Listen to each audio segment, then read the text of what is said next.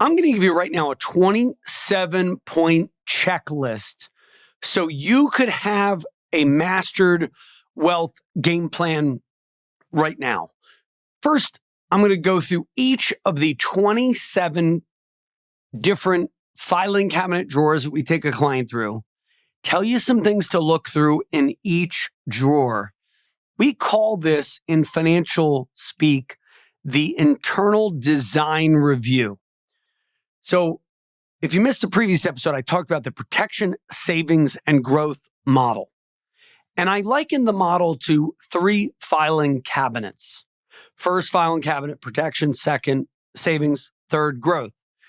So in the internal design review, we open the filing cabinets and explore each of the various players of wealth. Who are your positions, if you will? First component of protection, first filing cabinet drawer we're going to open up is the car insurance drawer. In some of these areas, I'm not registered to give advice on property and casualty, so nothing should be taken as property and casualty advice. But what do you look for? Once a year, you should review your declaration pages on your insurance policies. So virtually everybody has car insurance, home insurance, renter's insurance, or liability insurance. You have to audit the deck pages once a year, declaration pages. I'm going to give you 3 principles to look at. Comprehensive coverage and collision. You want to know what you're covered in case your car is wrecked. Liability limits and deductibles. Talk more about that in a minute. Third, uninsured, underinsured motorist coverage. That's actually one of the biggest mistakes I see. I had a friend one time, their kid shot somebody accidentally. You know, they were playing around with guns on some lake house home, bunch of rich kids. And this kid wasn't from a rich family, by the way, but there was a major problem with his whole life. He really destroyed his whole life because, you know, there was a criminal reports and then couldn't get a job that he was supposed to get. All the while, if they had liability limits and the kid who got shot would have went after the insurance, it would have been a lot better than what they ended up doing. It was a real nightmare. A lot of people will say, oh, I have 500,000 liability limits. And then I talked to a listener friend the other day. She goes, Josh, I wish I found you earlier. I would have been saved, hundreds of thousands of dollars. So think of it this way. If you're in a car accident and you hit somebody who doesn't have insurance, don't you want the ability to come after your insurance company if they don't have enough insurance? A lot of people have the cheapest car insurance they can get, $15,000, $30,000. What happens if you get paralyzed? What happens if you have a bad back and can't work for 2 years? Who's going to cover your expenses, your medical bills? Well, you might say, I have great coverage. I'm all buttoned up. I have 500,000 of liability limits. Well, you want to make sure your uninsured, underinsured motorist coverage matches your max liability. Good rule of thumb is to make sure you have 500,000 of liability limits and make sure it matches and make sure the underinsured, uninsured is 500,000 as well. Because you don't want to have a hole where you get screwed if you get in an accident with somebody who doesn't have insurance. I read some statistic that 13% of all car accidents happen with people who don't have insurance. There may be an undocumented worker, they don't have insurance. Well, you're screwed. If they run a red light and you only have 15 grand and your damage is 500,000 and you don't have uninsured, underinsured up to the same limits as your own, your insurance company is going to say, hey, you went cheap on your insurance. We're going to go cheap on you. So underinsured, uninsured, make sure it matches your liability limits. You want to have a high liability coverage, 500,000, 300,000. And you want to have a high deductible. That's going to lower your premium. Why? If you get a little Fender Bender, $300. Josh, our producer, have you ever gotten into a Fender Bender? Like a little scratch up a mailbox or something? I have, yeah. And did you submit that claim to the insurance company or not? I did. Oh, you did? What happened to your premiums? I did. It went up. So you didn't listen to this program. So what I would do if I have a $500 claim or an $800 claim or a $1,200 claim, I would deal with the person that is offended. So if it was my mistake and I hit their bumper and it's $600 of damage, you know what I'm doing? I'm writing them a check.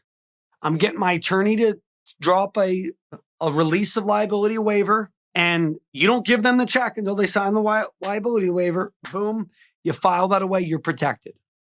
I'm not giving legal advice either. But the point is, too many people put that $600 claim in, that $1,000, and their insurance goes up 20%. And it's not just 20% for this year, it's 20% for the next 5 years. So generally, once you go through that once or twice, you stop doing that. And if there is a Fender Bender, you kind of take care of it privately. So if you ever hit somebody or they hit you, always be nice, work it out, share insurance, take the picture of their license plate, take the picture of the license, but say, hey, do you mind if we work this out privately? You go get your mechanic to give an estimate. And if it's not too much, I would like to pay for it myself, or we split it. I don't know, if it's someone else's fault. You don't want to have your insurance jacked. So what a lot of people do, though, is they submit a deductible of $500 and they never submit a claim. Well, you're the insurance company's best friend. And they have low liability limits because they think the higher the limit, the higher the premium. That's true, but you get a better savings on your car insurance if you have like a $1,000 deductible or a $2,000 deductible and a high limit, because you want the insurance to cover you in the worst event possible. You get run over, you get hit and you're paralyzed. You don't want low liability limits. Then we move to property insurance. It's the same basic thing. You want high deductibles, high liability limits. And you want to include your personal perils. You want to include your jewelry. You want to include your 1969 Les Paul guitar. One recommendation is make sure all of your personal property and your special things that you believe are valuable, make sure you go around your house, take a tape of it. Videotape, that's like old school. But you could do a scan on your iPhone, on your Samsung Galaxy, and then email it to yourself. So if your phone's destroyed, you have it in your Gmail file. And you do that once a year because you might be getting new valuables. Then you're not fighting with the insurance company when they say, you have a guitar worth $100,000. You never declared that with us. You have jewelry worth $20,000. You never declared that with us. Make sure those personal items are declared. Make sure they are covered in your home insurance. And also make sure your liability limits are maximum. Next, liability or umbrella policies. So this is if you're worth more than $500,000, worth more than 300 grand, or if you just want an umbrella of protection if you kill somebody on a jet ski, if you have some weird boating accident. Hear about all these stories. You may have a friend, umbrella policies cover for things that a home insurance policy or a car insurance would not, or they give you excess liability in case something really bad happens, like a $2 million judgment. If you have a $2 million liability, an attorney is generally going to settle for $2 million at a court case. $1 million liability policy. So try to get $1 million of umbrella coverage if you're worth a decent amount. They're like $300. Talk to a property casualty insurer. And then this is the first 3 lines of the defense. This is like your defensive line in football. These are your 3 big, fat, hairy defensive linemen that you don't know their name, but that's how you win championships. You may have a car accident, your home may burn down, or you may get sued. And I don't know about you, but that gives me peace of mind to work really hard if I know those 3 main things are covered. So always make sure your first 3 defensive linemen are perfect. Who are the linebackers? Disability insurance. long-term care insurance, medical insurance, and Social Security. Back in the day, like your mother or grandmother or father used to get a green sheet in the mail every year. You know what a green sheet is, Josh? You don't even know what it is. It's my point. No offense. Nobody knows what it is now. Go to ssa.gov and register for your Social Security so you make sure your earnings are properly documented so that you get Social Security. Do an annual Social Security audit. Social Security, you might get 40 grand a year when you're retired, 50 grand a year when you're retired. Too many people, they don't audit their Social Security statement. There could be a mistake. Your medical insurance, make sure you have good medical coverage. Make sure you audit that once a year. Notice, none of this is financial planning yet, in what traditional financial planning is. But it's at the heart of it, because we all have Social Security. It's America's favorite annuity. It's the sacred cow of politics. Why don't Republicans get rid of it? George W. Bush tried, and he lost the Congress in 2006 because of that. He wanted to privatize Social Security. Trump says, hey, we're not getting rid of Social Security. Biden says, we're not getting rid of Social Security. Social Security is like the sacred cow of American politics. Why? Everybody likes getting mailbox money. Everybody likes getting a check once a month. So how does that apply to your financial picture? You get it audited once a year. Then we go into one of the most underutilized things I ever see. It's called disability insurance. Aflac has made disability insurance popular, but if you have like only $2 to your name, you don't want to buy Aflac type policies. Why?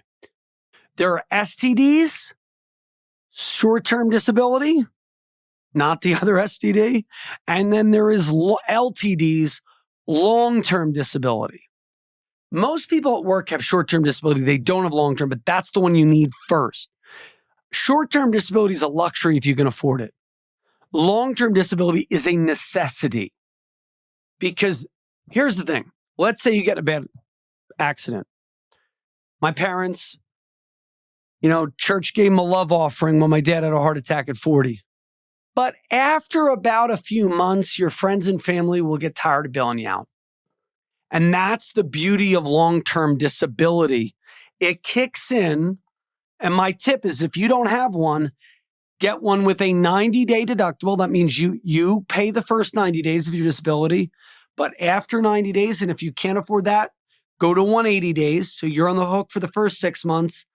But if you have an injury that lasts till you're 65, they will pay you a tax-free check if you pay for it with after-tax dollars till you're 65, till you're 67, till you're 70, and make sure it's for 2/3 of your pre-disabled pay. So you make 100 grand, make sure you have 67 grand of disability insurance. And a lot of people don't know to do this. And I'm telling you, disability was the thing that destroyed my father and mother's financial picture. They had life insurance, but they didn't have disability insurance. So when they got disabled, guess what happened? Their life insurance lapsed because they could no longer afford the premium. So now they have no life insurance and they have no disability insurance. What is that called? Screwed. You're up a creek without a paddle, and you're relying on other people your whole life. And I'm telling you, that should be the number one thing people do that they often most do, disability insurance. Then we go to wills and documents. Documents, power of attorney. So everybody should have a will and these documents, power of attorney, healthcare and financial, meaning I trust my sister Tina to not pull the plug. I don't trust my sister Jessica because we're a little closer in the age and she may pull the plug. Doesn't mean that she doesn't love me. It just means they want to do not resuscitate. Some people want to pray for a miracle. I'm the type that wants to pray for a miracle. Other people want to pull the plug. Nobody should define when you die. You should define that. So that's in a document. Those are called, you got living will, healthcare directives, power of attorney. I don't care whether you're 25, 65, you need those documents. That's why it's in our model. So think of that as like your safeties, your cornerbacks. So we did D-line, then we did the linebacker crew, then we did the safeties and the cornerbacks. Wills and documents, trusts and ownership agreements. You might say, I don't need a trust. They did a story, Jay Leno, never had really financial problems. Brilliant financial guy. Jay Leno had all of his checks in his trusts. He didn't own his money. The trust did. So that way, when he was sued because he was worth all this money, he was protected. So trusts are there. Why should I get a trust? If you care about your money, number one, and if you want to protect your money from creditors, predators, in-laws, and outlaws. Creditors, people sue people when they die. And if you have a will, your estate gets probated. It becomes a matter of public record. A trust avoids probate. So creditors, predators. Who's a predator? Sounds kind of like that Dateline special. Are you ready for a cocktail cove? I remember watching these, murder and mischief and mayhem. And it always starts the same, right? Like the guy with the creepy voice on Dateline, but it's kind of a cool voice, but kind of creepy. Keith Morrison's voice. And one of the best episodes was like Cocktail Cove or something. So I don't mean like the Keith Morrison predator, but they could be out for your money. A trust would help them not get money. Maybe there is a predator in your family. Maybe there's somebody in your family who's waiting till you die to take all your money. There's always, somebody who's a little too nice at the funeral. But creditors, predators, in-laws, maybe you want your money to go to your blood relations, not your daughter-in-law, not your son-in-law. Maybe you love your son-in-law and daughter-in-law, but you just want your money to go to your grandkids. There's nothing wrong with that. That's what a trust is for. Creditors, predators, in-laws, and outlaws. If you set up a trust, there are trust documents. It's much harder for an outlaw to get your money. Then we go to life insurance. Life insurance is sort of like the redheaded stepchild of the investing world. Insurance is not an investment, but some people like to pick on it as though it was.